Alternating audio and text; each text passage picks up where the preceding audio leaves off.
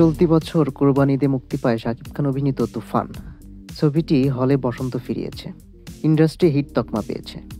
এবার সাফল্যের আরও একটি পালক যুক্ত হলো ছবিটির মুকুটে।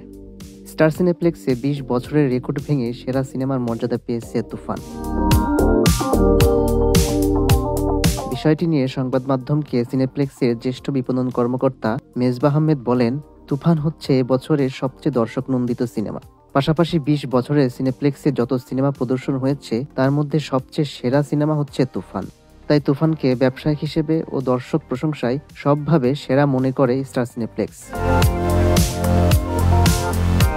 তুফান মুক্তির মাস দুয়েক পর বৈষম্য বিরোধী আন্দোলন ও বন্যার স্থবিরতা আসে দেশের সিনেমা অঙ্গনে। মেজবাহ আহমেদ বলেন, দেশের পরিস্থিতি স্বাভাবিক থাকলে তুফান আরও কত মাইলফলক স্পর্শ করত তার ঠিক নেই।